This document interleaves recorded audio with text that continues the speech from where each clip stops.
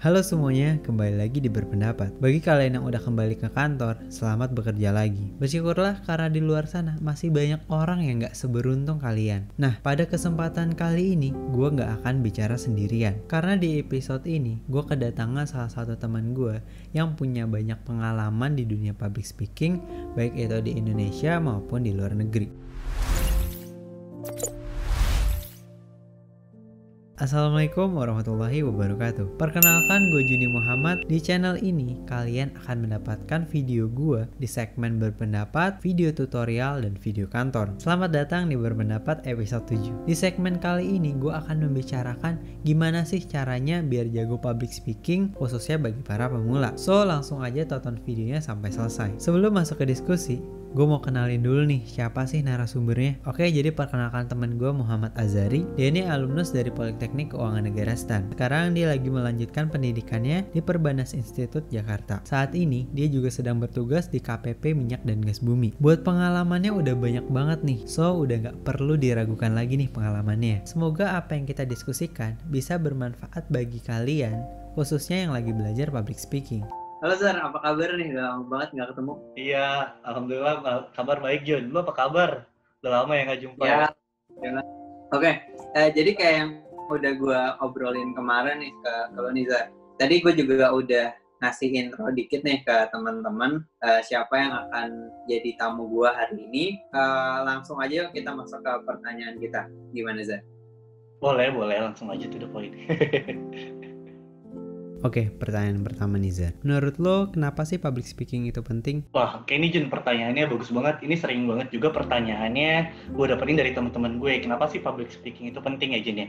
Jadi kalau buat gue personal, kenapa public speaking itu penting? Karena public speaking itu bisa jadi kunci buat kesuksesan kita dalam dunia karir kita, dan juga bisa jadi kunci kesuksesan kita dalam pergaulan sosial kita. Karena pada dasarnya manusia kan makhluk sosial ya Jun ya. Jadi kalau kita makhluk sosial, kita butuh berinteraksi kan ya sama manusia lainnya. Nah gitu kan. Di sini juga setiap diri kita adalah pemimpin bagi diri kita sendiri minimal. Dan kita juga bisa jadi pemimpin untuk keluarga kita, untuk di lingkungan kantor kita dan lain sebagainya. Dan sosok pemimpin ini membutuhkan sebuah kemampuan, itu komunikasi ya kan? Nah komunikasi ini menurut gue berarti kita penting banget perlu yang namanya public speaking gitu. Oh, setuju banget sih. Apalagi sekarang ini tuh gue ngelihat lagi corona kayak gini, kita manfaatin buat pas kita lagi ada kelas atau lagi rapat, ya kita coba aja speak up pelan-pelan sih kalau menurut gue kayak gitu ya. Nah iya Jun, bener banget, karena emang banyak kan orang di luar sana yang gue tahu ya, mereka tuh punya ide-ide cemerlang, mereka tuh punya ide-ide yang bagus, tapi ketika mereka deliver speech itu mereka kadang gagal karena mereka nggak punya kemampuan public speaking. Contohnya kalau kayak kita di dunia kerja itu kan kita misalnya pengen nge-approach klien, kita pengen nge-propose investor, tapi pada saat kita presentasikan proposal kita ternyata ditolak gitu kan, kadang ada. Atau misalnya pada saat kita sekolah, kita kuliah misalnya, kita dikasih tugas presentasi sama guru, sama dosen kita. Sebenarnya kita udah tahu nih materi-materi apa aja yang bakal kita sampaikan, iya nggak sih? Tapi pas presentasi, kita kadang buyar, kadang lupa, dan kadang grogi nih, jadi semuanya hilang yang udah kita siapin. Jadi makanya kemampuan public speaking itu penting banget sih emang. Oke. Siap. Gue setuju banget sih. Terus gimana sih pengalaman lo dalam melakukan public speaking selama ini? Wah, pengalaman ya. Kalau pengalaman mungkin flashback ke belakang kali ya Jun ya. Gue mungkin lo juga kaget kali dengernya. Gue ngerasa dulu zaman gue kecil tuh gue introvert banget gitu nggak. Gue bener-bener kayak dari kecil, kayak gue dari SD, SMP, SMA tuh ngerasa gue tuh nerd. Gue tuh bener-bener yang kalau belajar doang. Gue tuh kayak bisa dibilang ansos gitu, anak ansos. Mana gue dulu dari zaman SD, SMP, SMA tuh bisa ranking paralel gitu. Nah itu gue pinter textbook gue ngerasanya. Tapi ketika gue datang pada saatnya presentasi, gue ngerasa deg-degan, gue ngerasa grogi, gue ngerasa kayak akhirnya gue nggak bisa nih gitu kan. Dan momen-momen yang memalukan buat diri gue waktu kecil adalah waktu SD Jun.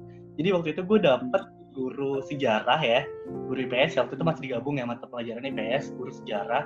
Gue tuh suruh presentasi gitu kan tentang materi sejarah tersebut, dan buat gue gurunya galak gitu.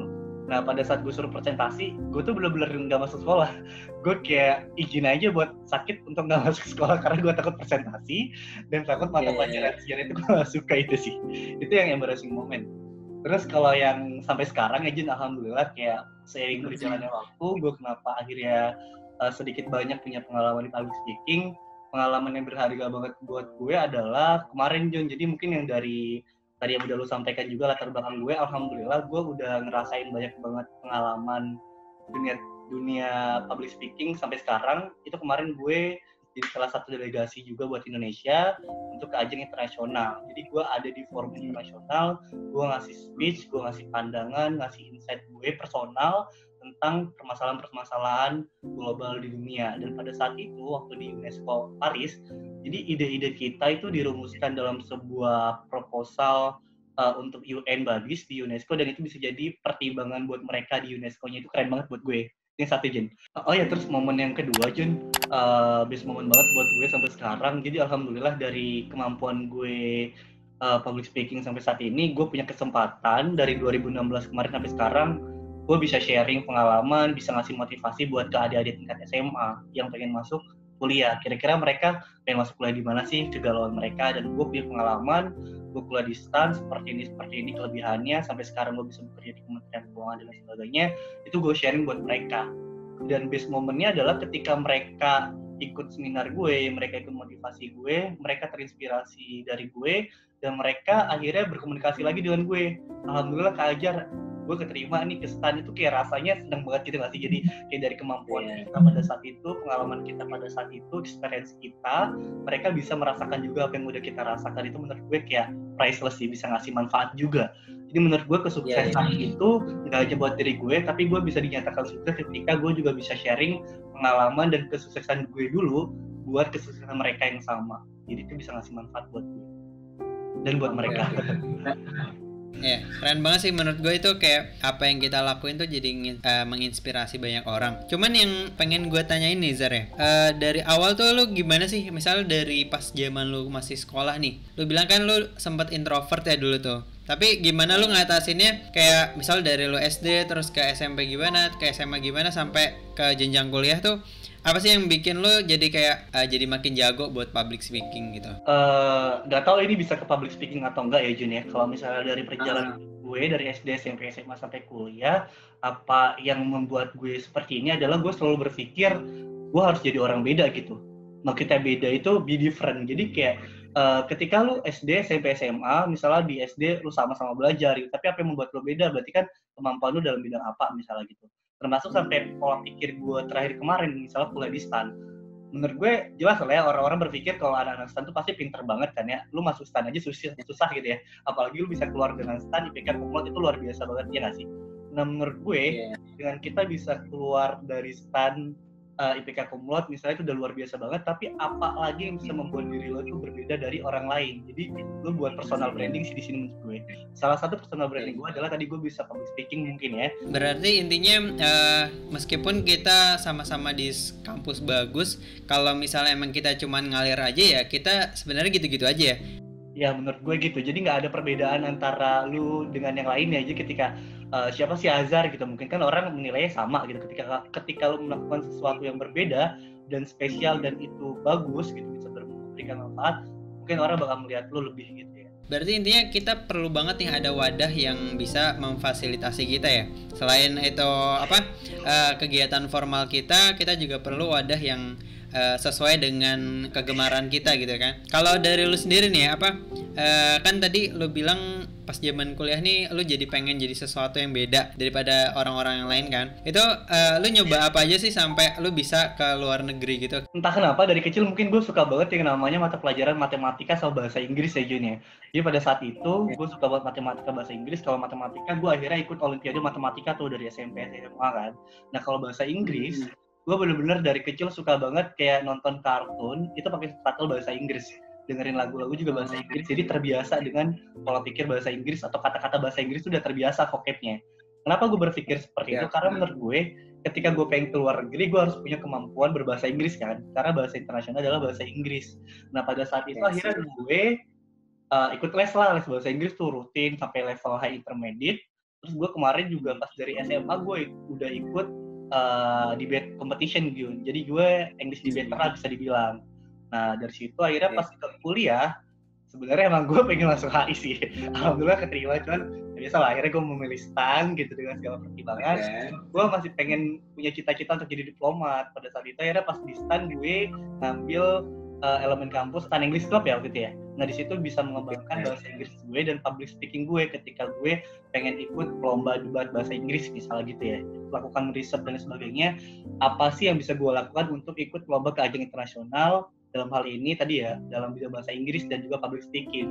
Akhirnya kemarin gue ikut lomba simulasi sidang PBB itu yang hit banget buat anak-anak FISIP sama HI sih biasanya gitu. Cuman gue ngerasa gue juga harus bisa berbeda. Ketika gue di STAN, gue bukan anak FISIP atau anak HI, tapi gue bisa ikut ke ajang internasional di MUN atau simulasi sidang PBB. Gue bisa ngasih pandangan gue dalam bidang keuangan gue gitu kan. Gue kan kuliah di STAN, jadi gue punya background finance yang kuat menurut gue dibanding teman-teman di luar sana. Jadi gue punya kelebihan ketika gue kuliah di STAN, gue ke ajang internasional, gue punya pandangan di bidang keuangan dan policy maker dalam government. Menurut gue itu sih. Jadi banyak banget hal-hal positif yang bisa kita ambil dari pilihan-pilihan yang udah kita ambil juga gitu. Oke, setuju. Selanjutnya nih gue pengen tanya nih. Ketakutan apa yang sering lo rasain ketika mau public speaking nih? Lebih ke kayak gue ngerasa ketika gue nggak prepare, gue pasti ngerasa takut presentasinya bakal jelek gitu loh. Audiens kita nggak bakal paham apa yang kita sampaikan. Terus kadang emang ketika kita mau presentasi atau public speaking, momen-momen awal tuh pasti kadang ini ya, kepala mulai dingin gitu, tangan keringetan dan kayak ngerasa grogi, jadi itu nggak prepare sih. Jadi mungkin di awal-awal emang kita butuh yang namanya icebreaker atau yang membuat diri kita akhirnya nggak ngerasa tegang atau terlalu serius untuk menyampaikan materinya.